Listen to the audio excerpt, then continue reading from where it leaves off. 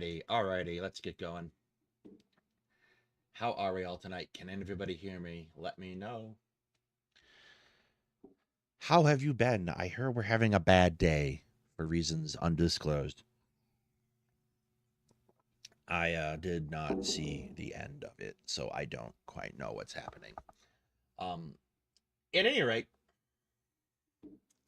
thank you for joining the Two Guys Talking History Wednesday show. Tonight you will just be getting a Daedalus, as Hetman has a personal obligation he had to fulfill. And we'll be looking at Lonerbox versus Queeman, which I didn't think I was going to be doing a thing about anytime soon, to be honest. I don't particularly like. I guess the best way to put it is I don't particularly care that often about what the fuck Queeman's up to. But he had this debate with Lonerbox, and like everyone said, watch it. So I did, and I found it incredibly perplexing. So I invite you to the what's the word? Adventure that is Lonerbox and Queeman on Hassan and anti-Semitism. Quite implied but, to be yeah, but when you just say positive feelings towards Israel, this is such a vacuous poll question. Just hating most of a group doesn't mean you hate the group. And so you are basically writing off all Jews with that statement, essentially. Is it also safe to say that 65% of British Jews are making things themselves unsafe by identifying as Zionists? Fundamentally anti-Zionist, even if you don't believe in the immediate destruction of the state of Israel, you would fundamentally be anti-Zionist. So calling that a Zionist position, that you believe that there is a temporary need to not have these populations mixed, but fundamentally you're against an ethnic state, to call that a Zionist position is ridiculous to me.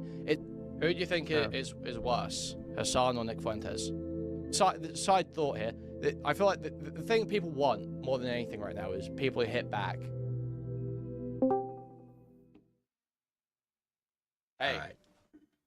Hello, how's it going? Yeah, pretty good.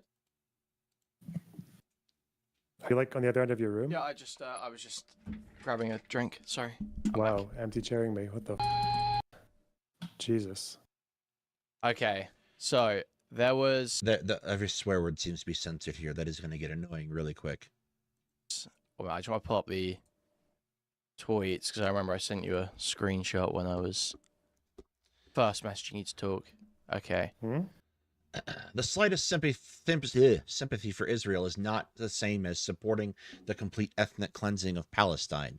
But I'll put that aside. Yes, if you follow the logic above, you'd have to admit that the majority of Jews on Earth are as good as neo-Nazis. No, I don't know what the logic above is, but let's set that aside for a second. You have to put it aside because I'm asking you a hypothetical. So if the majority of Jews favored killing and displacing all the Palestinians in Gaza and the West Bank, and I said this is a fascist position, you're saying that would make me anti-Semitic, just clarifying. Might have to think about it, but you probably would be. If the majority of Jews seriously wanted to kill and displace 5 million people, it would be justified to think there's something wrong with them, unless you can hate most Jews without being a Jew hater.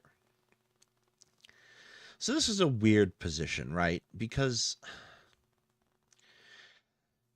at least in this clip here, Bob on YouTube isn't saying I hate Jews, but I am calling their position fascistic. And like, I have some significant feelings about how we might relate to Gaza and what is happening in Gaza and how we compare it to previous incidents in history, such as the Holocaust. And I'm going to come out and say it. I don't think, broadly speaking, that it is either a fair or effective comparison rhetorically.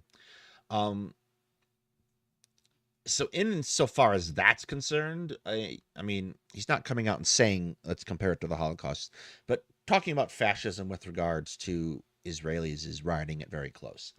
I think there's a better historical analog, to be perfectly frank, for the vast majority of the relationship between the Israelis and the Palestinians and their existence. And that's much closer to the United States and the American indigenous populations and Native Americans.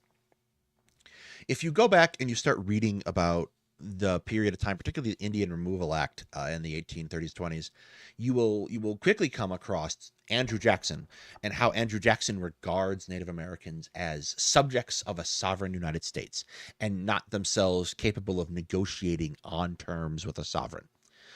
Basically, he is saying that the Indians are they have no standing to negotiate or protect their lands, that they have no ability to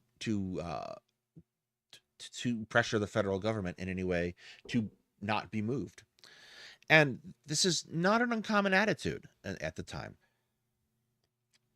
And obviously, it results in a very significant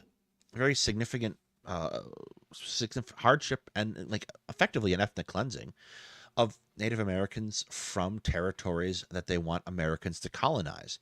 In particular, the Indian Removal Act is galvanized in Georgia by the discovery of gold up in the Appalachian Mountains in Georgia. So suddenly it becomes very important to America to control that gold and remove the tribes sitting on that land. And this is very similar to how Israel has, since 1967, interacted with and treated the Palestinians. It hasn't been a simple course of, oh, we want this land because of religious reasons or etc. Like, there's a very real drawing of resources, the effective ruining of the Palestinians' traditional agricultural existence in order to fuel Israeli crash crops. All of these things in fairly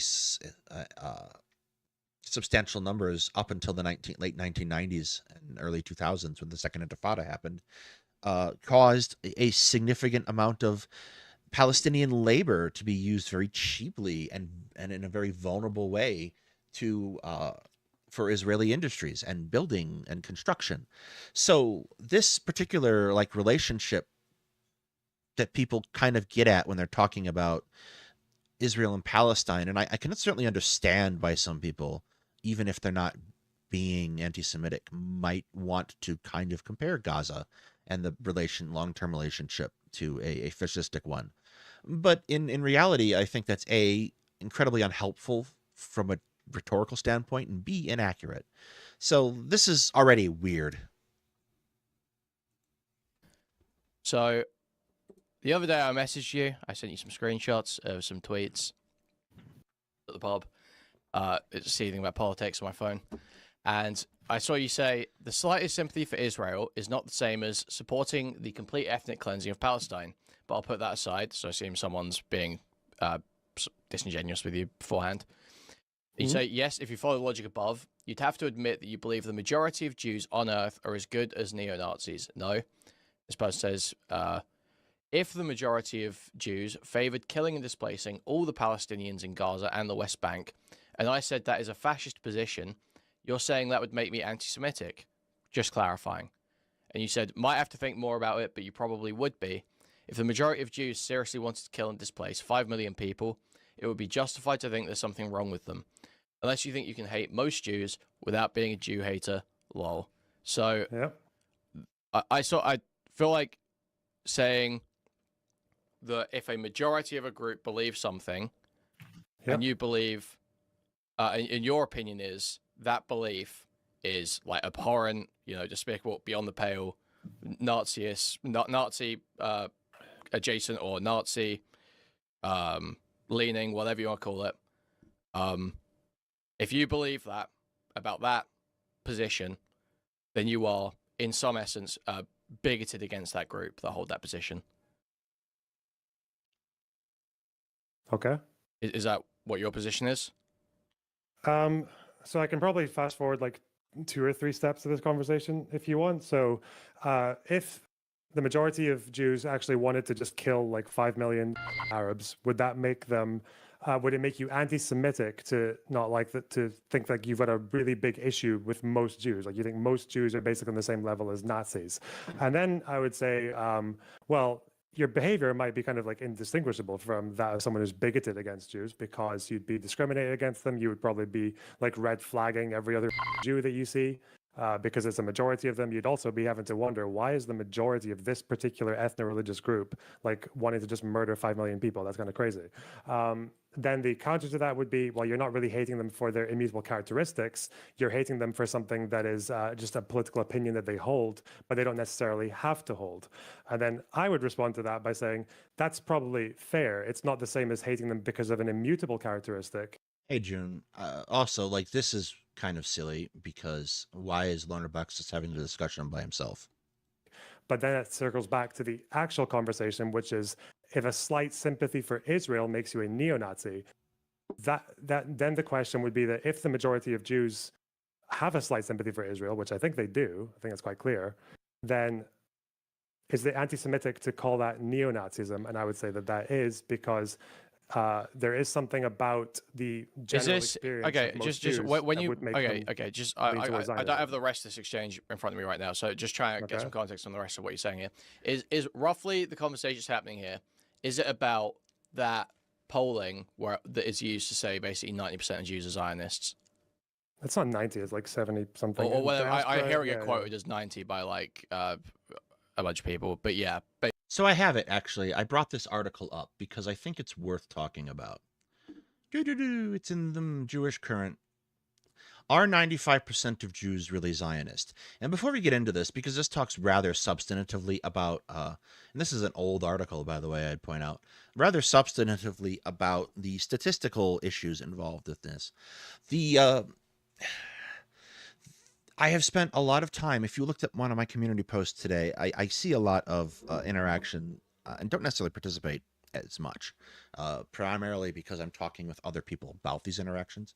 But I see a lot of interaction between people who support Israel and are professed Zionists and those who are not. And there is a very significant push to paint Zionism as a very universally held position. This is always a red flag for me because, like, for example, after the 2024 election, you saw an awful lot of Trump supporters claiming a massive mandate that the country was overwhelmingly in support of the policy positions of Donald Trump, and therefore it would behoove the Senate to approve Donald Trump's congressional nominations without any significant pushback. Hey, Maya. Without any significant pushback, which, of course, the Senate's role is to advise and consent on those cabinet positions. And this was the logic that they employed. And, of course, if you looked at it fairly shortly after the election, it looked very bad. But even as you got farther out, the margin lowered. But then you take the amount of people who voted in consideration of the total voting population, and suddenly the state is being dictated its agenda by a mere 20% of the people. And so there's this move on the part of MAGA to make them seem inevitable, to kind of like quote Thanos on it. Like, we are here, we are a legion, you can't oppose us. Opposing us is wrong, is dangerous. And to a certain extent, you can say that electorally it could be. But like, this is the same thing you see a lot of movements do, a lot of extremist movements do, is they attempt to paint themselves as we're the normal ones and you're the weird one for holding a position against this. And so this is a statistic that's thrown a lot around. 95% of Jews are Zionists. And this is obviously tricky because, like, polling is polling involves statistics, and as we've talked about before, statistics are not very intuitive. And more to the point, polling can involve some interesting question design. So, for example, fairly early on in the war in Gaza, there was a poll done: do you support Israel or do you support Hamas? And these are the only choices given. It doesn't occur to the poll question to say, well, do I not support either party and want to see a peaceful resolution? Or I support no party, or I support both parts of both parties. That is not an option given. So the question shapes the nature of how the answer is reported. So polling in and of itself can be misleading in many, many ways to begin with. And there is a very substantial portion of American Jewish people who do not support the actions that Israel has taken and have protested for this.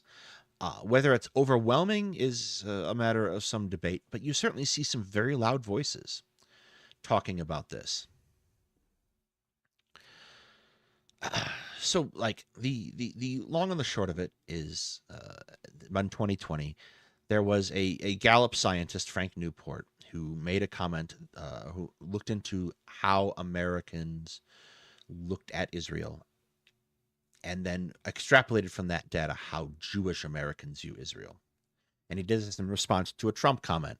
Trump's comment that American Jewish Democrats were disloyal to Israel for not voting Republican. And so he drew in some information from Gallup and other organizations, and he contended that Jews have a more favorable views of Israel than the broader American public. And then concluded that Trump's actions have done little to shift the allegiance of the Jewish American voting bloc, which, again, in the last 3 elections has voted overwhelmingly for Democrats. He included an estimate that 95% of Jews have favorable views of Israel. However, this estimate was not based on a representative survey of American Jews, which would be designed specifically to capture the views of a niche American community. Instead, it was aggregated from all of Gallup's nationally representative samples of Americans over a 5-year period. In an email to Jewish Currents, Newport confirmed his methodology for reaching the 95% figure. He identified 128 people who described their religion as Jewish in the broader studies and used that as a subsample for his calculation. He estimated that the margin of error for his calculation was between 7 and 10%, which is statistically huge, by the way. Usually you're looking for 3 to 5, so 7 to 10 is massive. With small sample sizes, there's a significant margin of error on either side of the point estimate. So the calculations are just that, estimates. And the article goes on to point out how this is not done in used in context, and how in multiple pieces it was used to point out that only 5% of Jews were anti-Zionist, which isn't really what the estimate says. Also, it isn't what the estimate says about that 5%, but that's beside the point. And then it was used, again, to say, get out of your Twitter bubbles. And this is one amongst many, but the idea oftentimes is generously attributed to miscommunication. And in short, the article goes on to describe how this doesn't work, how it doesn't work as a statistical sample, and how 128 respondents is not a large sample size, how it excludes people who are, for example, ethnically Jewish but do not identify as religious, etc., etc., etc. And so the idea that is often floated is that American Jews are overwhelmingly in favor of Zionism, and that doesn't seem to be supported by this polling question. So you'd have to very specifically design a polling question to look at what are the views that people have about Zionism, because it's a very broad range, modern in a modern contemporary context, of how people feel about this. And this kind of like broad, like, our 95% of a population is in support of a thing that's highly controversial, you should be suspicious of someone claiming that. Just flat out. Basically, there's this polling that says that most Jews, doesn't say most Jews are Zionist. It says, like, it's about positive feelings towards Israel or something. And people take that to mean most Jews are Zionists, right? Depends on which poll you look for, because like for American polls, there are polls that will just say like most Jews believe that Israel has a right to exist as a Jewish state, so that would be Zionist. Sure, like but then see, I have a hard time with making that the definition of Zionism, and some people try to do that. They'll say this is what Zionism means, and therefore, it's very important that we support Israel. But this is tricky again because, like, that's not all that Zionism implies as an ideology. And like saying that it merely means that Israel has the right to exist as a Jewish state kind of ignores the mechanics that go into existing as an ethno-state. um, and how all those things associate with Zionism and the intellectual framework that Zionism existed in and has existed in. So in turn, like this is also like a really shallow definition. Then 100% say they're Zionists. so yeah. what definition of Zionism do you use? I That thought Israel has a. Yeah, go on. Oh, I thought so. Your position is Zionism is just Israel has a right to exist, not that there has to be an expansionist element to Zionism. No, it's Zionism is Israel has a right to exist as a Jewish state. You can be a Zionist who opposes the settlements in the West Bank. You can be a Zionist who supports them. Yeah. So you don't think that Zionism? Okay. And like historically, this is a really weird argument to make too, right? Because you look at the history of the migrations, these particular migrations, especially out of the Pale area in Russia to Palestine, starting in the late 1800s after some fairly vicious pogroms, you saw a very significant migration of people out of the urbanized Pale society that the Jews were largely relegated to into Palestine. And they started setting up farms very quickly, subsistence farms, which is by and large what the region had been existing on for a good 20, 30 years at that point. And in order to get these farms started, they traded very extensively with the extant Arab population. They would buy seed and equipment and tools from them. Very quickly, they decided to bring in outside investors who turned the farms into plantations, very large-scale cash crop plantations. This plan did not work well for a variety of reasons. The least of all is it basically put a whole class of people, like a whole migratory group, at the mercy of a world market, which is tricky. And the principal cash crop that you're going to get out of Palestine is cotton, which is produced very cheaply elsewhere at this point. So in order to kind of like the other half of that particular equation is they did not have sufficient labor. So in order to make these plantations run, they would bring in mass amounts of Palestinians to labor in these plantations as paid workers for the most part. This broadly did not end well. Like it didn't break out into violence, but like there was a lot of hard feelings about the concept of outside investment having significant control in how the Zionist settlers worked through and settled Palestine. And additionally, a significant feeling of resentment started to occur from the Zionists who did not want to interact substantially with the local population. They did not see this this plantation arrangement as beneficial because they felt they were being supplanted by what it was functionally a foreign workforce.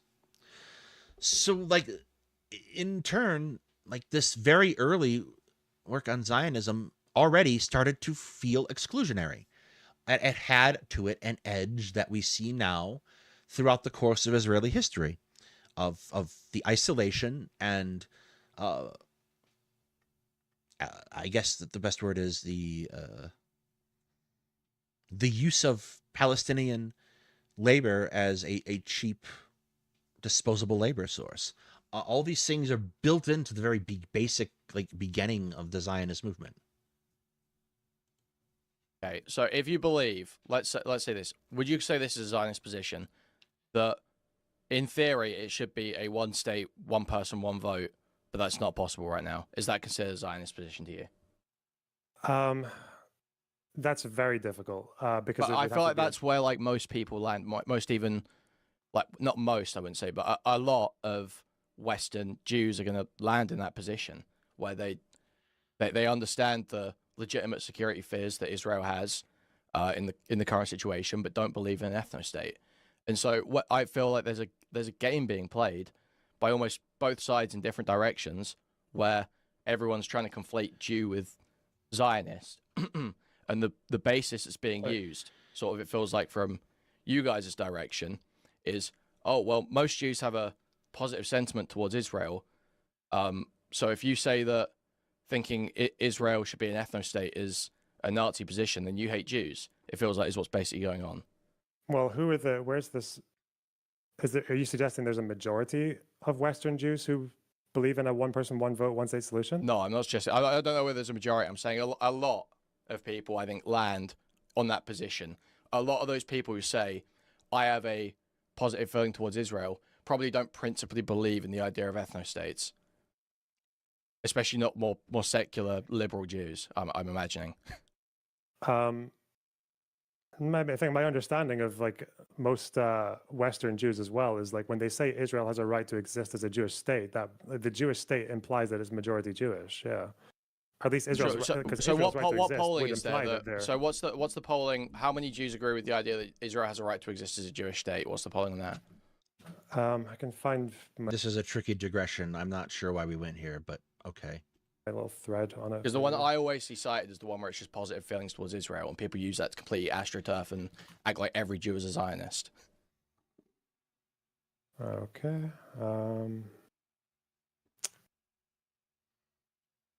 This might take me a minute to find it because it's on a Twitter thread, so I don't know how to search my own fucking tweets. Is this French Jews I was talking about? So with this Jews, Petri Club person, that helps. Who's that? So it's around April 2024. Okay, it's gonna take me fucking ages. At least half of Jews would be considered Zionists under the definition we're using right now. If you're assuming that, you know, what does it say? 62% of Jewish adults in the US see the way Israel is carrying out its response to Hamas as acceptable. If you're polling acceptable in April, this is April 2024. Mm-hmm. Oh, that's a little, yeah, that's a little bit different. I don't know. Most. Long and the short of it is, Lonerbox isn't really providing a poll that gives sentiments about Zionism. It gives sentiments about Israel's state of action in Gaza, which isn't necessarily associable with Zionism at the same time, and again is highly subject to what you know about the situation. And because the vast majority of the most critical reporting on Israel is done in Middle Eastern press, Israeli press, and Arab press, you're not going to get a substantial portion of the American population that is well informed. If we're talking about most Jews in America, or even in France, Britain, etc., saying that they have favorable views towards the state of Israel and that they feel like it's an important part of their Jewish identity, like Israel implies Jewish state. Like that's very implied. It's going to be a Jewish majority state because the only Israel that's not a Jewish majority state is one that somehow has been fucking couped by a minority, or it's one that's dissolved itself and turned into a single one state with Palestine. So I think Israel is kind of quite implied to be a majority but when Jewish you just state. say positive feelings towards Israel, this is such a vacuous poll question. That's not saying. There's so many different things that are connected to that, where someone's got family members that are from Israel, or they've been to Israel at some point in their life, or they've they see Israel as like, I don't like what they do. I wish it could be one person, one vote, but I see Israel as like, I like the fact that the Jews have the ability to go to a state that isn't in the West, where we've been fucking holocausted before. There's lots of reasons that people can have positive feelings towards Israel that don't necessarily mean I think this country should be an ethno-state into perpetuity, right? I think if the idea of believing in ethno-states, fundamentally, this is a fascist belief, right? What? Believing in an ethnic majority? Believing in an enforced ethnic majority, enforced ethnic lines to maintain the presence of an ethnicity and supremacy of an ethnicity in an area. That's like a fascist. Okay, so I'll cut out a few of those words because it really just means to preserve an ethnic majority, right? That's what it actually means. Not like no. Here's the problem with that. Like, ethnic majorities are already tricky situations, right? For example, you talk about being Arabic as an ethnicity, and it means basically nothing. So you'll have a whole bunch of countries that are ethnic Arabic, but they have massive divisions. Iraq, for example. An ethno-state is a nation that is run primarily for the benefit of a particular ethnicity.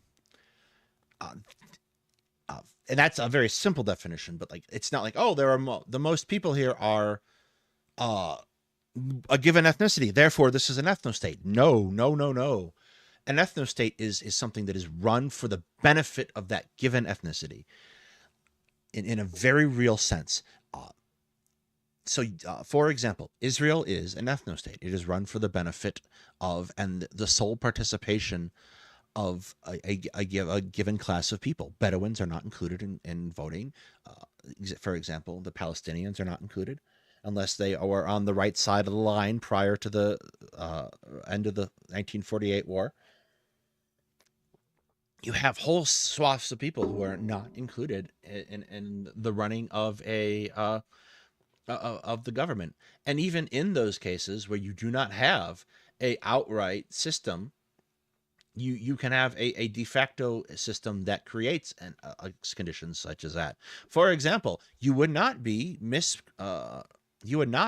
entirely misguided to characterize the United States following the Civil War and up to the Civil Rights Movement and the large repeal of the Jim Crow laws and the desegregation as an ethnostate.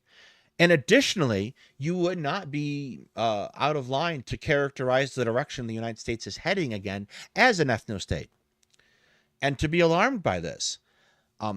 There is a very it runs the gamut of behavior from like outright pogroms and murder, which is a thing that happened here, by the way, in Tulsa, Oklahoma in the 1920s. That work around that happened, and like the annihilation of Black Americans building up wealth and a community that they had built, done largely to destroy their property, to seize their property, to like it was a pogrom. Those things happened. They were fairly substantial parts of Black history here. They are largely suppressed in our talk about history nowadays, but these are things, and ethnostates are already tricky. There's tacit and explicit assimilation at play too. Yes, I talk a lot about the concept of whiteness in the United States and how that has changed just and is historically contingent on who is white when and what they're talking about. For example, I consistently cite the second iteration of the Ku Klux Klan and how they viewed Catholics as non-white. Whiteness was not necessarily a function of skin color, but also a function of ideology, of religion. All of these things come together in a massive soup, and ethnostates tend to be dangerous. Liberia, we've talked about that before. Liberia was an ethnostate largely run for the American Liberian population, the blacks that came over from the United States, to their benefit until they were deposed. South Africa, in the news again for baffling reasons, was during apartheid a vicious ethnostate and remains in many ways a highly uneven society where the land ownership and the wealth is not evenly distributed.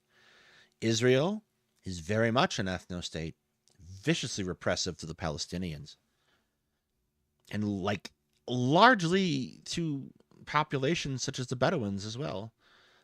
Ethnostate is not merely a case of, oh, well, there's a bunch of ethnic people here. Like Chinatown is an ethnostate. No. Like there's a lot more to it than that.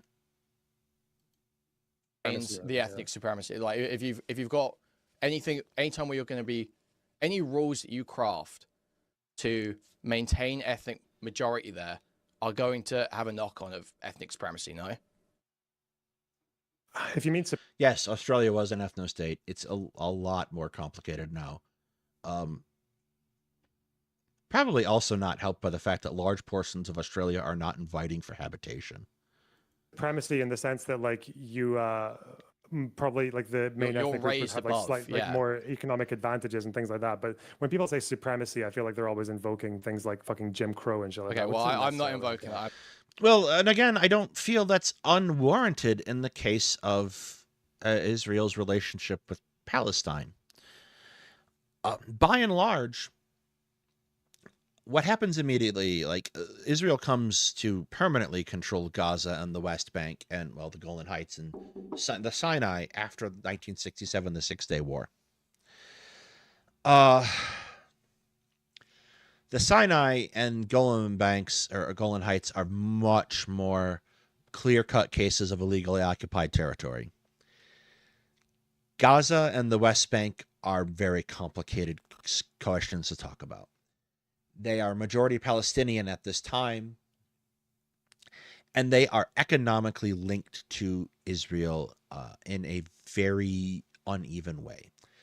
Israel starts moving settlers in to occupy the territory. They start building, taking the best land. They start seizing water supplies. Vast amounts of water supplies are redirected away from the agricultural pursuits of the Palestinians to cash crops for the Israelis. They start moving and building this labor system. Very cheap Palestinian labor, underpaid, desperately crossing back and forth from the West Bank into Israel or from Gaza into Israel to get work at very low rates. At exceedingly low rates. It's a very similar setup to the dispossession of the Mexican migrant population that we use to pick cash crops, for example. The idea is to create an economically vulnerable and therefore dependent underclass. This is a relationship that elevates the Israelis above the Palestinians, gives them a significant amount of power, and allows the Israelis to prosper from this. I'm not trying to sound like a subject matter expert, Jim. I'm just trying to survive. It allows the Israelis to prosper in a lot of ways, to build wealth in a very real sense off of the fruits of Palestinian labor. And this arrangement persists despite occasional interchanges of violence for some time. Really, the crackdown starts to happen largely as a result of the failure of the Oslo Accords and the collapse of this framework to provide a Palestinian state. There's a marked problem. Regular everyday Palestinians have to go through an Israeli checkpoint, get paid small amounts of money, and then they can see Palestinian Authority vehicles whizzing right through, and it creates resentment.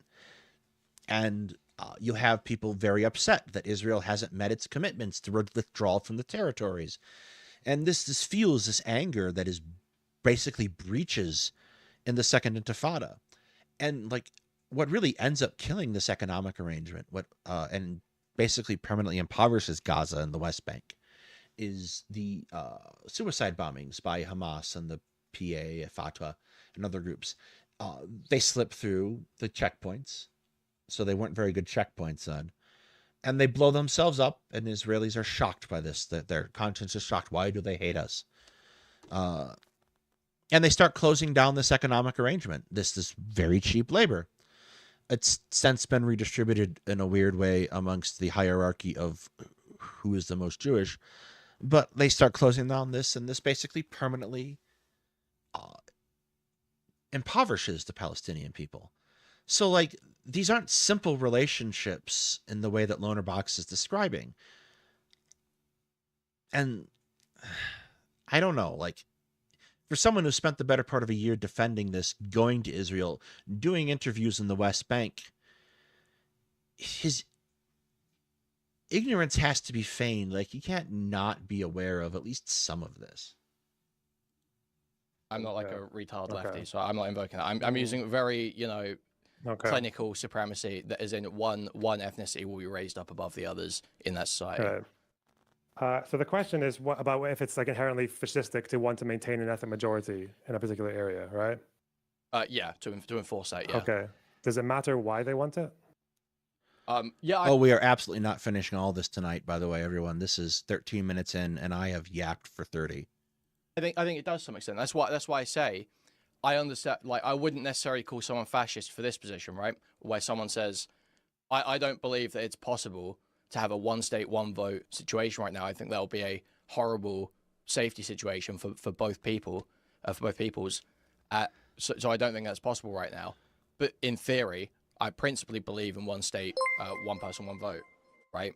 that would be totally reasonable. That's like, yeah, you can't have these people living together right now, but there's no principal commitment to the maintenance of an ethnic majority.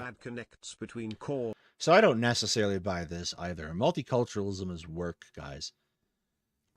You can't go, well, like, that's the kind of attitude you would expect post Civil War. Well, we can't really have black Republicans and Southern Democrats mixing. They don't get along. Yes, because the Southern Democrats keep trying to kill the black Republicans. Maybe we should stop them from doing that.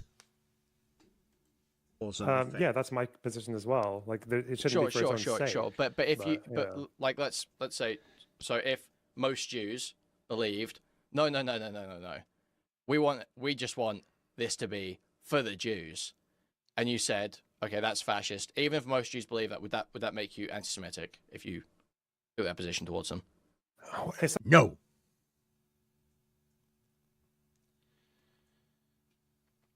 It's best not to focus on the language thing because Queeman gets weird. Just let him fly by for the moment. Otherwise, we'll never survive this. Someone said that they wanted Israel to remain like a Jewish majority state, like has a right to exist as a Jewish majority state, and I said that's fascist. Then I would say that that's like, I don't know, it's not inherently anti-Semitic. I guess it depends on like how much you've kind of ignored to why you say it. But yeah, I think there is to some degree. Well, it's either anti-Semitic or it's not. It is a expression of anti-Semitism, or it isn't. And like the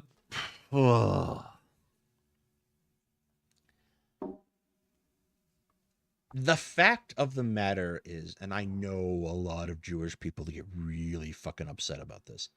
Really fucking upset. The fact of the matter is that Israel attempts to paint its actions and its job is a representation of Jewishness above all, instead of a national project, or in this case, an ultra-nationalist project. This is an incredibly dangerous attitude to take for so many reasons. And it ignores the fact that you can be Jewish and exist alongside non-Jewish people on a regular, peaceful, everyday basis. And it's work, and it's hard, and sometimes bad things happen, but it can happen. And the caveat of Zionism so often is that the whisper in the ear of these non-Jews will betray you. One day they will slaughter you. Your only refuge is to come to Israel. And that's anti-Semitic. It is. It's telling them that these people, they will never trust you. You're inherently worth less to them. And that's not true. It's an incredibly dangerous position to take. To have that like anti-Zionist position of this idea that like it's like you can only want a Jewish majority state in that region because you're a fascist. If that's your only explanation for it, then yeah, that probably would be anti-Semitic. Sure. Yeah, Okay. because you have to deny a lot of Jewish history to believe that. Yeah. Well, no, like it's reasonable people can disagree, and I don't really accept this argument, but reasonable people can disagree about the efficacy of a state in the protection of an ethnicity. It doesn't, by the way. Having a state doesn't protect an ethnicity. Ethnicities are intangible, incoherent things, frameworks we build in order to try to explain things. People fall into and out of being an ethnicity all the time. It's not a hard and fast thing. And states are not permanent. You need to look no further than the fact that the kingdom of Israel and the kingdom of Judah were conquered to see that states are not permanent, that the diaspora was a thing. States have disappeared in the last 100 years. Just poof, gone. The state is not... To make the argument that this is a permanent guarantee of safety is flawed. The only permanent guarantee you have is the embracing and the work towards multiculturalism. So, okay, so you're saying that, okay, so let's say someone in England says, I think England should be English majority, and we should make sure it's always English majority. And I don't mean English like, you know, civic English. I mean English like ethnic English. We should always be English. Would you? And I call them a fascist. Would I be Anglophobic? No. Okay. Well, Because why are the rules different for the Here's where we go off the rails. Jews versus the whites? because the Jews have had different rules for as long as they've existed. They've always been treated. Well, I know. I differently. think They've a always lot of been people are persecuted. sick of They've that, always been treated. Yeah. What? I think a lot of people. Yes, true. Across much of European history, you have a vastly different set of rules that Jewish people end up having to follow. For example, in Western Europe, you have the ghettoization of Jewish communities, this isolation of them, this set. Eventually, it gets somewhat undone, but like anti-Semitism remains a thing. In Eastern Europe, you have the Pale. These are bad things. These are things that were wrong to do. Let's continue. People are sick of the rules being different for Jews. I was joking. I'm just pissing around. Yeah, I know, right? Yeah, but that's the thing. Is like people complain about whatever they call like Jewish exceptionalism, or whatever. It's like, yeah, motherfucker. If a group is treated exceptionally, like by the entire No, world, I whether do it's think. Muslim, No, I Christian- do. That's not what exceptionalism is used as in this context. Exceptionalism is used in this particular context to say that we are better than other people. American exceptionalism is a bunch of Americans being jackasses about how awesome we are, somewhat undeservedly. That's how people use exceptionalism in this context. Words mean shit. I think this is like retarded thinking. I think this sort of thinking does just fuel anti-Semitism more than anything. Yeah, because wait, what argument? The argument you're making right now. Yours, You're yes. making like you're saying. Look, I can fully accept that the treatment of Jews throughout much of European history in both Western and Eastern Europe was abysmal. It was wrong. It should not have been done. That does not now justify the Palestinian people being treated in the same way as the Jews were treated in Europe. Because, again, if it follows that the treatment of the Jews in Europe was wrong, then treating treating another group of people in the same fashion would also be wrong.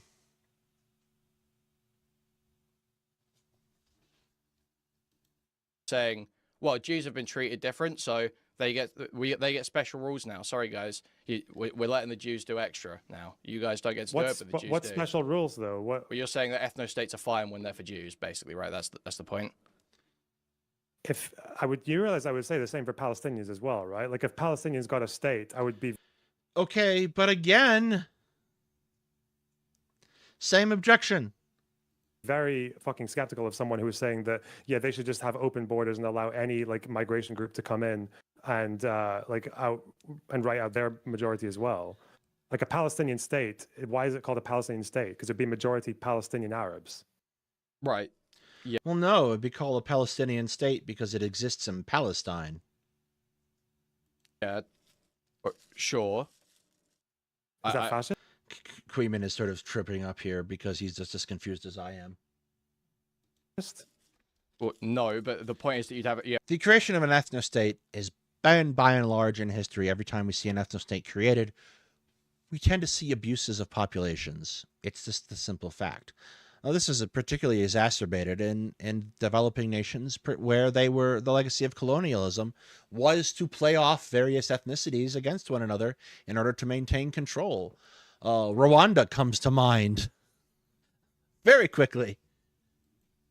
You have a principled commitment to the maintenance of the ethnicity, right? Assumedly, the idea of starting a Palestinian state isn't this place is going to be into perpetuity, majority Palestinian, enshrined in law, majority Palestinian. It's for the Palestinians forever. This is now their homeland that no one else that you can't immigrate to if you're going to fuck up the ethnic makeup. You can't if you know it's that's not the idea that I think anyone's saying when they say they want a Palestinian state. I think they're saying that the people there right now should have the. I agree. Queeman is doing an excellent job, and like, I'm not a huge fan, like, of Queeman, and so it hurts me to say that. Ability to start a sovereign nation, to have a sovereign nation that is recognized under international law. It's not saying they should get an ethno-state forever. Okay, we're not talking about forever. So okay, And here we go again. let's say But we're let's talking. say We're not Israel talking about. Okay, succeeded so in. we've just to maybe I've missed a point I meant to make here. I'm sort of trying to Mhm. shave off the. I think there's safety concerns right now, so I don't think there should be one nation, one person, one vote. Right, I'm shaving off that position, and the person we're talking about who is advocating for an ethno state believes in an ethno state for that people. Okay, not just for some limited time safety issue, but Mhm. as a principle they believe in the ethno state. And let's be clear, particularly in the settlements, a lot of people believe in a permanent Israeli Jewish ethno state. A lot. Well, yeah, having it for its own sake when there's literally no other reason. If you live in a world where that level of discrimination and fear and persecution doesn't exist, then yeah, of course it doesn't make sense. That's why it doesn't make sense for the English. But obviously for the Jews, especially in the Middle East, that we're not in that world. We're not going to be in that world for probably most of Okay, our so lifetimes at least. so under your perspective, totally fine if someone says, I'm a Jew, I believe in the right for Jews to have their homeland in Israel. I think Israel should be for the Jews, majority Jews. And no, that's not because I'm worried about safety right now. I am worried about safety right now, but also I just think it should be for the Jews forever. You would say, Okay, and I and said, then obviously you're a if fascist. then if I Would that be fine? yeah, that's fine to call them fascists for that. Okay, Yeah. okay. If it's for Because its I own think sake, then yeah. that's where a lot of people are coming at this from. I feel like that there's something. And like, let's be very clear. I see no one, and I mean fucking no one, who is a Zionist who is proposing a end to the Israel as an ethno state. Not one, not a single one. I don't see a single person get up and saying, yeah, one day they'll probably be able to get along and we can engage in a one state solution. The only thing I see with regards to the one state solution is a whole bunch of people getting up and saying the one state solution isn't politically viable and therefore it's the people who advocate for it are stupid. Like not a single person advocates in that particular way. Like this position that Loner Box is kind of like staking out here is just non-existent. It's happening is I said essentially the same thing to you before.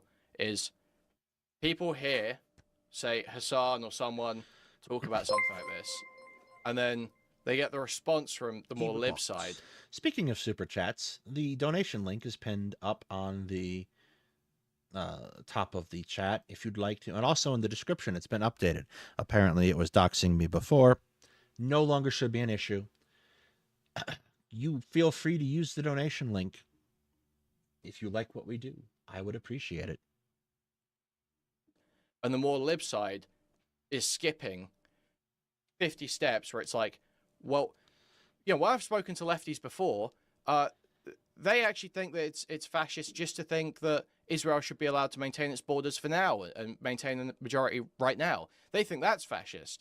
So I'm assuming that when someone says it's fascist for Jews to want an ethno state, what they actually mean is a tool and not the idea that a principled ethno state should be maintained into perpetuity as a homeland for the Jews. So it's like there's like 20 steps between the points we were at, where basically in your head you've already narrowed down this statement about, or like you've excluded other motivations for this statement that I think a lot of people actually do hold. That is their actual motivation for calling these things fascist. They do see. Yeah, no, so I do consider a lot of different motivations. That's why that's why I don't say, oh, anti-Zionism is anti-Semitism, because there are a million reasons Hi, Lisa.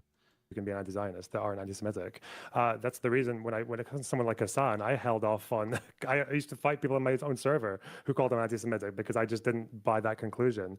The more I watch of him and the more I see just how flagrantly he denies anti-Semitism and at least concerns about demographics that actually are very valid right now for Jews in the Middle Thank you, June, for the tip.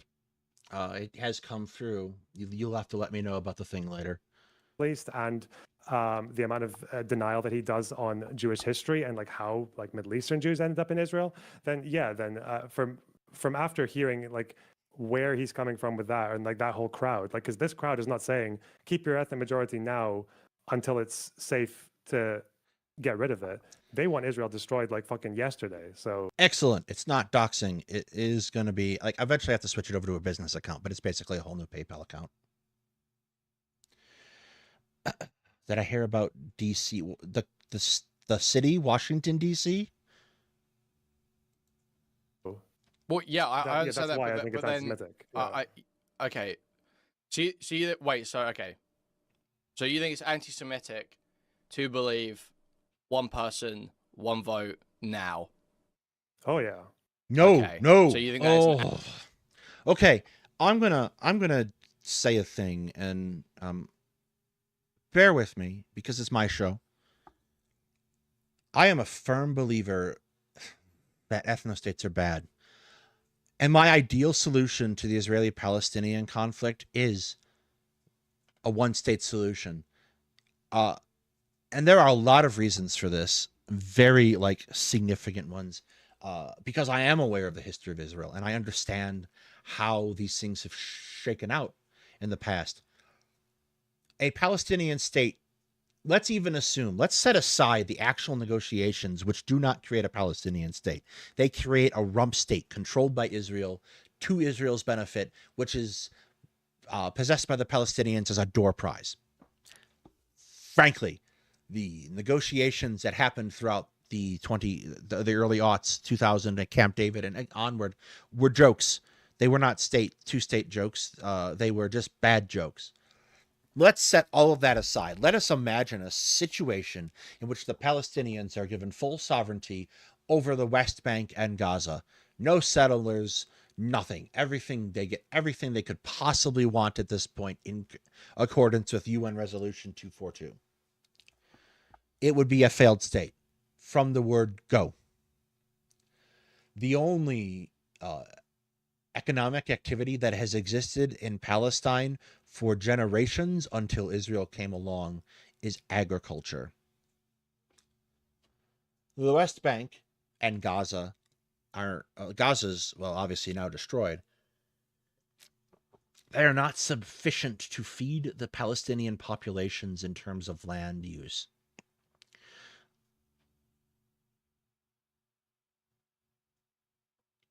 They are insufficient. In order to survive, Palestine has to be able to import massive amounts of goods, things they can't manufacture, things they aren't able to grow, all kinds of cereal grains in sufficient quantities to build a state. Basically, a state has to take in more than it needs in order to be successful. It has to be able to grow, to stabilize.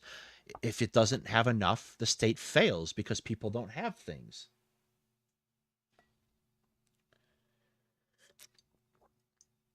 All right, there appears to be breaking news out of Washington, D.C. Give me a second.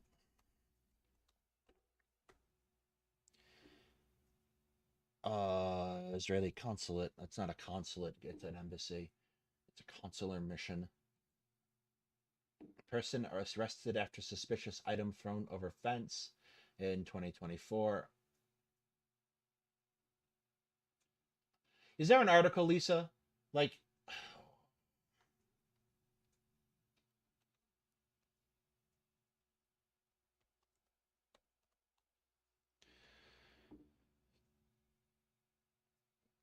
Daily Mail, no thank you. CBS News.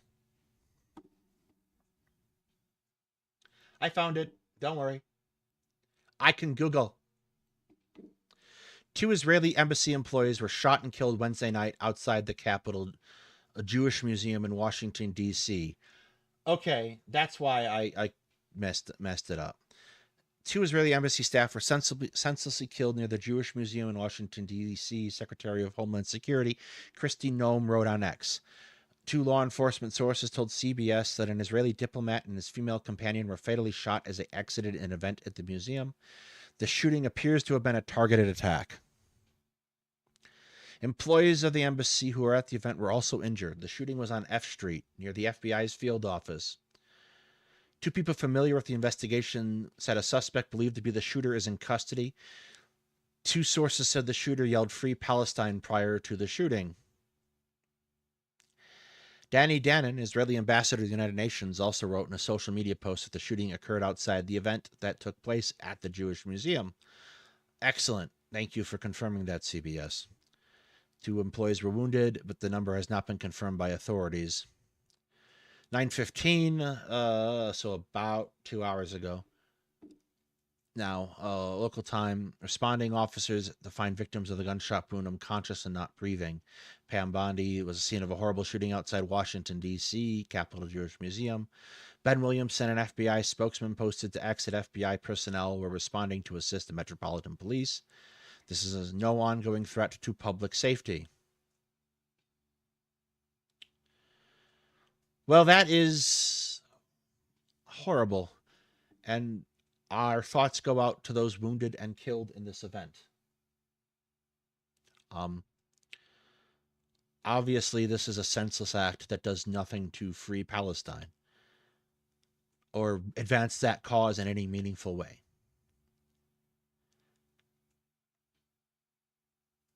Well, now I'm depressed. All right. I'm going to go grab some more water. We're going to take a short break. I'll be back in fairly short order.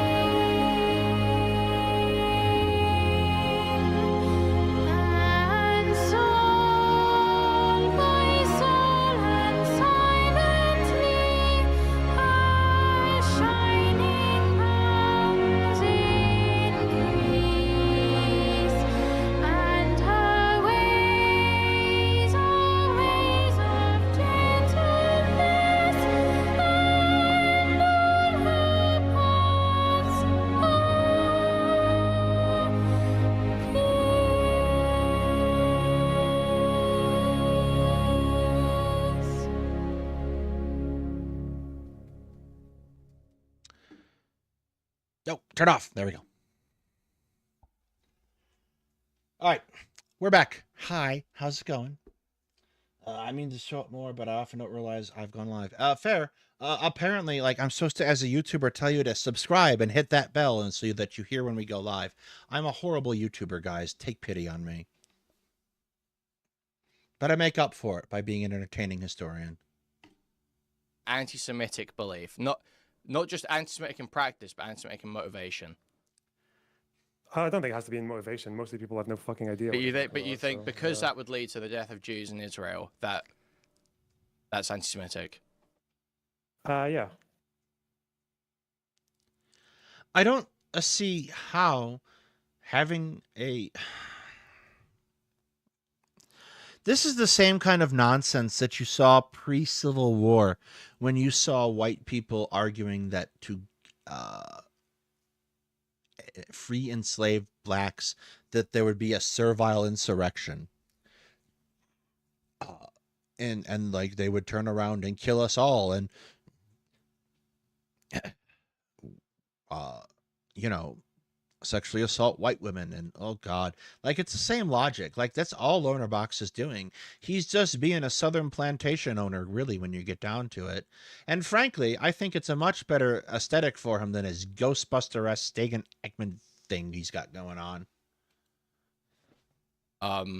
It would be like, here's the counter. Is like, let's say that Israel succeeds in their big project of like, they want every Jew to return to the homeland, right? So it's like, you've actually got like 16 million fucking Jews living from the river to the sea. And then they say, okay, well, since now we're basically like... But wait, I thought the phrase from the river to the sea was anti-Semitic. Sorry, I couldn't help myself. 2/3 or 3/4 of the population, even with the West Bank and Gaza, and they say, all right, now we'll do one state solution. Let's go one person, one vote. Okay, because it's 25% Palestinian. What are they going to do anyway? Israel already kind of has that. And then Palestinians say, wait, fuck off. Like, we don't want to just have like be brought into this democracy with the country that has treated us like shit for the last 75 years, just so that we can exist as a minority and not like live the way that we want to in our own different society.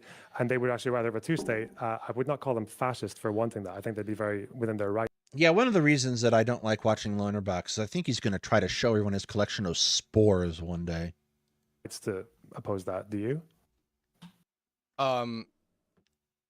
Yeah. Well, no. So obviously, fascist. The part that I'm saying is fascist is the maintenance of the ethnic majority.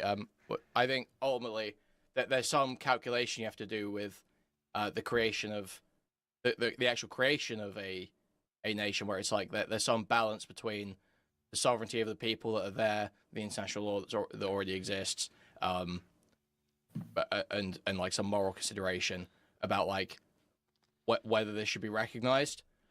Let's set aside constitutional theory with Kreeman for a moment, because that's a whole can of worms that we're not equipped to go into at this time. And yeah, if there's like a huge population in a landmass that have a radically different way of living. But guess what, Kreeman? If you're listening, get in touch. I'll talk to you about constitutional theory if you want. To live their life to the other people, then yeah, you would probably want them to have their own sovereignty to be able to distinguish themselves and not, kill each other, basically. I totally agree with that, and I agree with the idea of, so you don't have to convince me on like Israel probably needs to exist right now. You don't need to convince me on that. And I'm not like against that or calling that fascist. My issue is calling the people who think it should be one nation, one vote, person, one vote, calling those people fascist. The people that think it should be like that right now, calling those people anti-Semitic rather. I don't think that's necessarily anti-Semitic.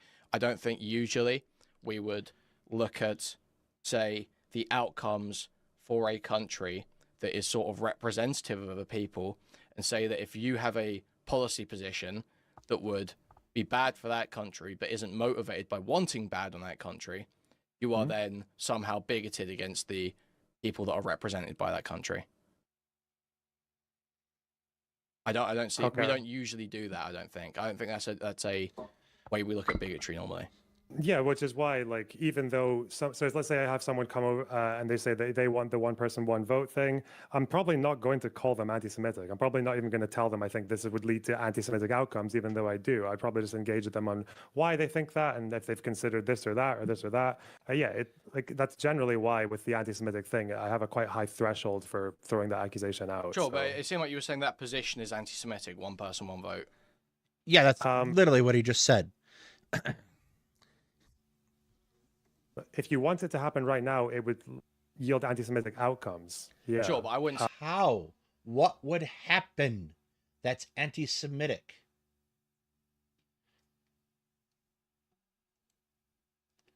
We're not getting an answer to this question, by the way. So it's kind of like does make it. I wouldn't. We wouldn't say. I don't think we would say that for pretty much anything else, right? If someone said, like, what's a good example here?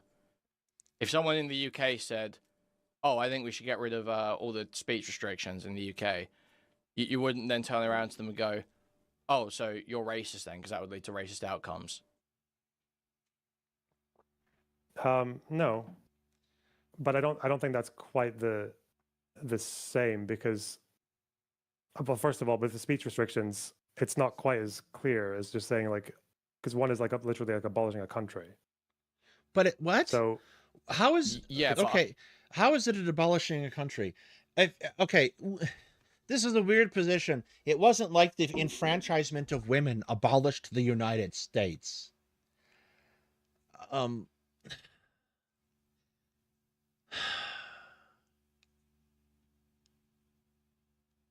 Or the enfranchisement of African Americans abolished the United. What? Oh my God. Yes, it changes the character of a country, but it does not abolish the country. I don't think that's quite like a good analogy. Okay, but I'm trying to think of a better one. Yeah, I mean, well, where's the disanalogous? But I just don't see that we would ever usually do this. The idea that you have a belief that things in this era or in this way should be fair among all people, that actually means you're a bigot.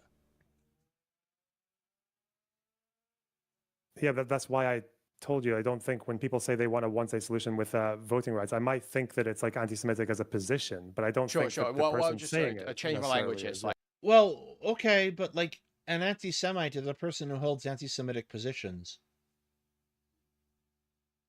So, like, this is kind of a distinction without any relevance, really. That we wouldn't say that's a bigoted position. We wouldn't say, "Oh, you want things to be fair among all people in this area." That's a bigoted position. Therefore, you're opposed to Jews. When they say they want to go right now into one person, one vote. Yeah, I wouldn't usually say that's a bigoted position. Even if there's some potential negative outcome, I wouldn't state that's a bigoted position. Do you think it would currently have would you say they would have bigoted outcomes? Bigoted outcomes? I mean, there would be like hate crimes and stuff like that, but I don't know what's bigoted outcomes. But there are hate crimes now. Like, what? Oh dear God! Someone make it stop. I mean, there would be more ethnic and religious violence as a result of that. Probably, yeah. Mm-hmm. Okay. Yeah, I think that's Bone Cox. Yeah, I know what you're saying. Like to say like, but that's just kind of like going between whether or not you think someone opposing it, like, are they supporting this position, which might lead to bigoted outcomes for a bigoted reason, like for a non-bigoted reason. Well, then they're not bigoted, but the position might lead to bigoted outcomes. But is the position itself bigoted? Like, I guess probably not, because it would depend on where it's coming from. This is debate purgatory at its finest, by the way. Like, there's nothing of substance being said by Lonerbox here. Yeah, so I saw that's sort of like my issue is it feels like in these tweets and a couple of times in conversations you're saying that the position is bigoted, but I don't really see that we would ever apply that with other cases, with other ethnic groups. I think it's only happening because it's Israel. I don't think we would usually use this the way you're using anti-Semitism. We wouldn't usually see, and that's Queeman is right. We are carving out a special exception for Israel, that we allow in virtually no other cases. When Nick Fuentes gets up and says we should be a whites only state, you and I and everyone else who's not a moron recognizes that he's being racist. When like what is this, Loner? Come on. Your point seems to be that the idea is that because Israel has faced extraordinary circumstances in the past, that they are entitled to extraordinary action in remedy of those circumstances.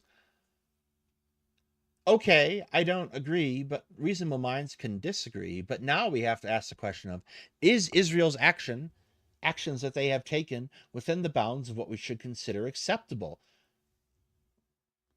Is this a remedy for their problem, or are they creating a new problem? Because guess what? You don't have to look very hard to find Israelis who think that Zionism has made Jewish people less safe. You don't have to look very hard to find American Jews who feel that Zionism has made Jewish people less safe. A debate can be had, a reasonable debate can be had about the efficacy of the creation of Israel as an ethno-state, and has it achieved this objective of creating safety for the Jewish people? And a person can, in all seriousness, without a single anti-Semitic thought in their mind, say no. And like, this is a worthwhile thing to explore, because the security concerns that Kreeman alludes to and that Lonerbach seems to feel justify the existence of Israel as an ethno-state are by and large created as a result of the existence of Israel. And let me explain what I mean by that, because that could be taken poorly. Israel comes as a result of a period of settlement of Jews from Eastern and Western Europe coming into and supplanting and taking land from Arabs who currently lived there. And this is a period of that happens from around the late 1800s up until 1948. And this accelerates dramatically in 1917 with the close of World War I being on the horizon and the effective conquest by the Bedouins and the English of Palestine from the Ottoman Empire, and then the close of the war and the final collapse of the Ottoman Empire. The establishment of British Mandatory Palestine and the Balfour Declaration in those years, 1917, 1918, creates for 1920s and onward, creates a set of imperatives for the United Kingdom. Rather than be like Egypt or Jordan or Syria, which are colonies of France or the United Kingdom, respectively, Palestine is specifically being administered by Britain for the express purpose of the creation of a Jewish homeland. This affects the nature of the relationship between the Palestinians, the Zionist colonists, and the British. Additionally, it affects the tools that the British have available in order to work with the population. Colonies are typically managed with a somewhat heavy hand. So, for example, you take one set of group of people in the colony and you elevate them amongst the others, like the British did in Rwanda with the Houthis against the Tutsi, or with the Tutsi rather against the Houthis, excuse me, mix that up. And you use that group to help control the population. Or you take agitators for further rights and you exile them. Or you give them limited self-government in which they can exercise a certain amount of control so long as the colony overall operates to the benefit of the colonizer.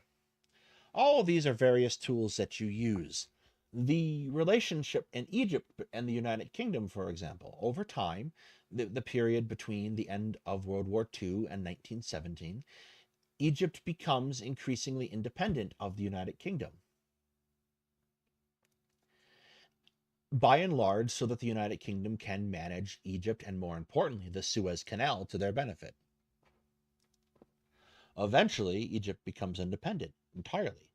And eventually, they nationalize the Suez Canal, which is a entry into the story of Israel, by the way.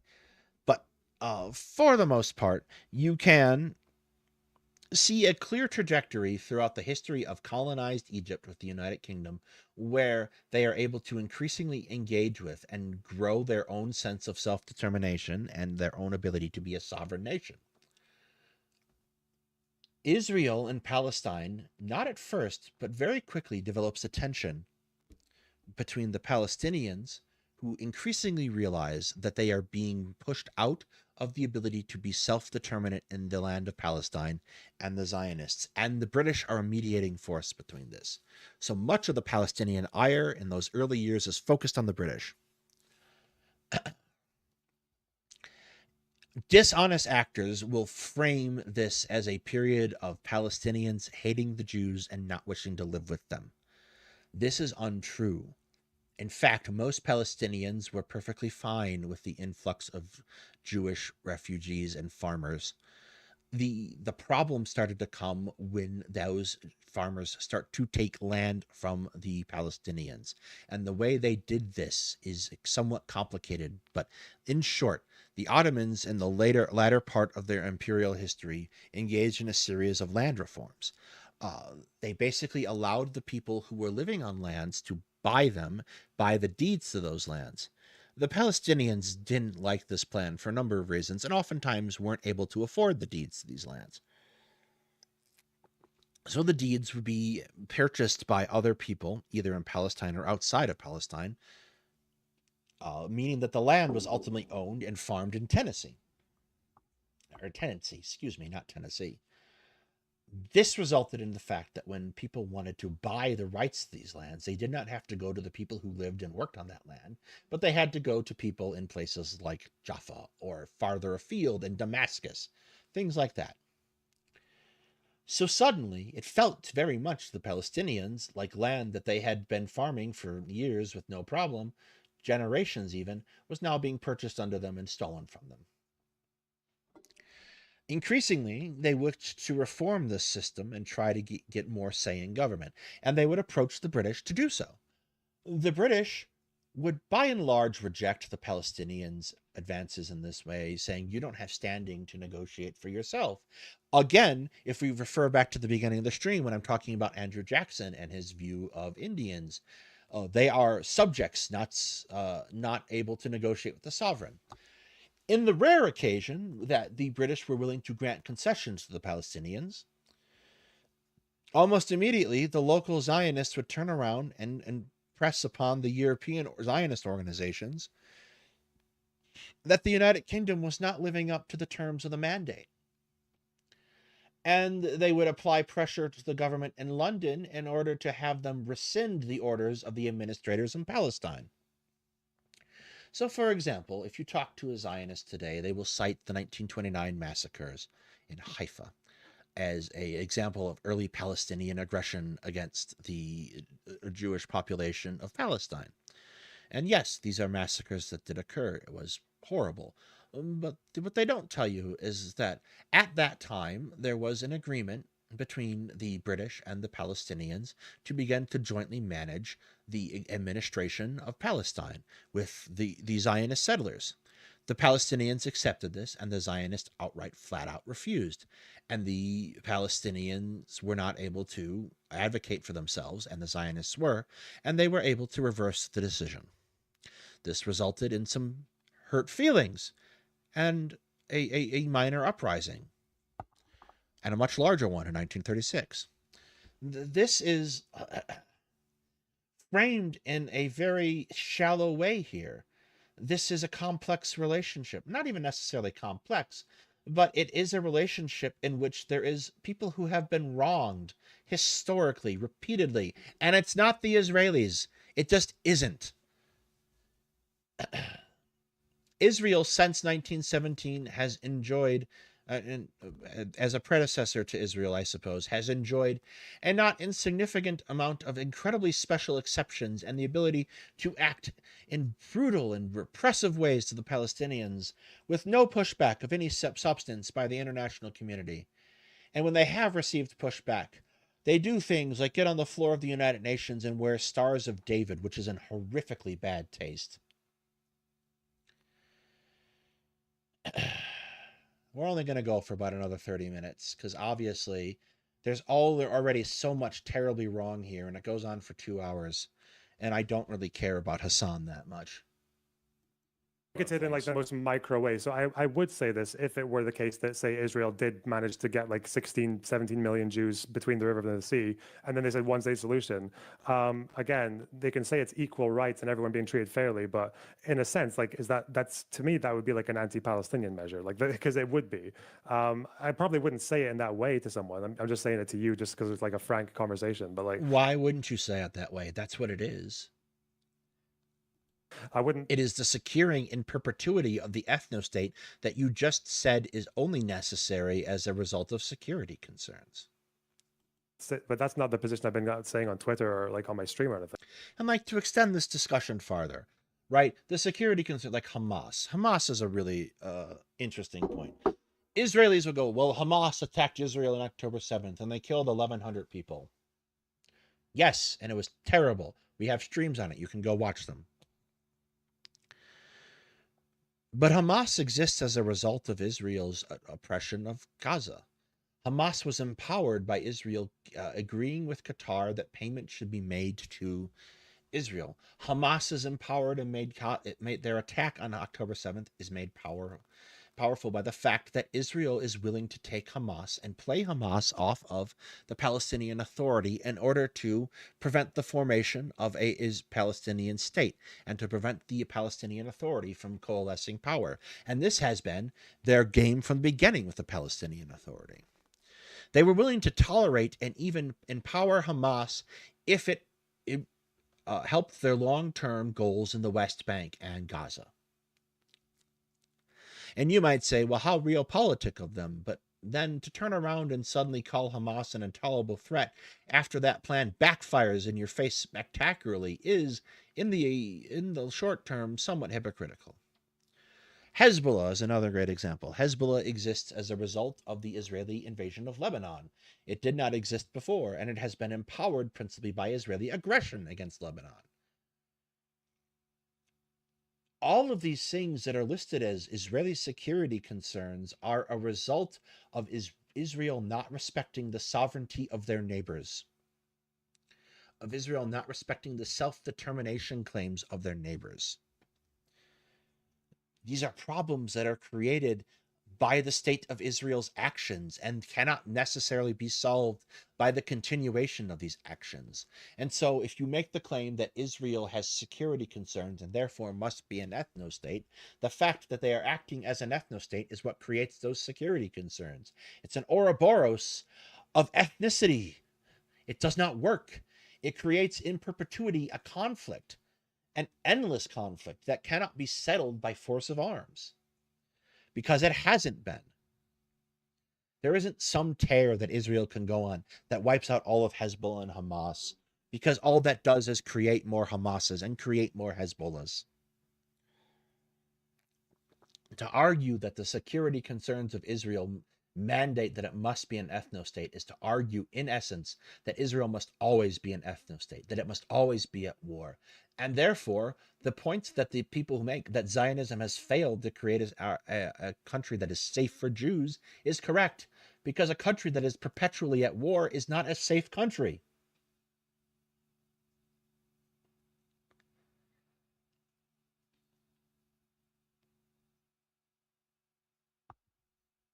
And I think that's where we're going to leave this for the moment.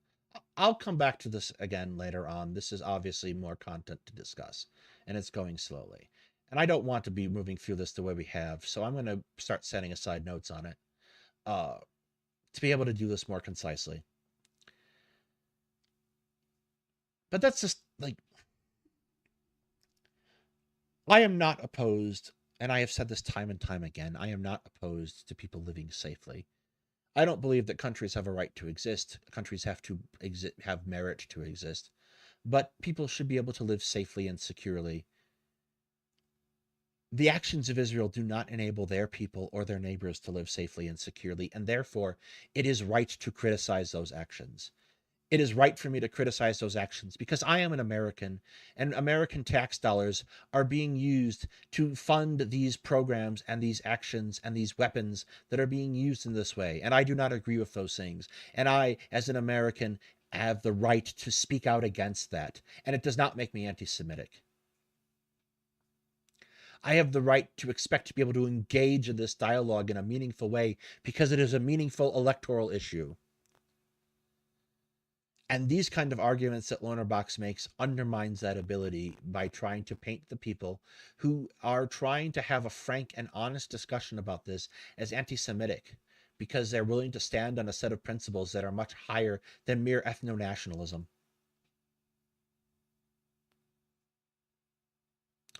So while Queeman is problematic and an issue, Queeman has done well here, I think, to talk to Lonerbox about this in this way and to highlight the fact that Lonerbox is indeed anti-Semitic in his support of Israel, as many non-Jewish Zionists are.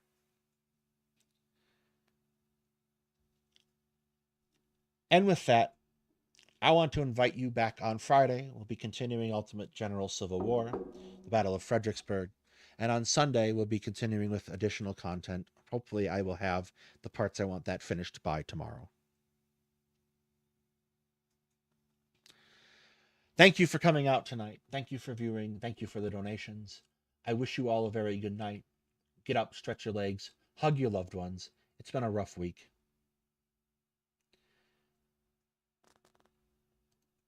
Good night, all.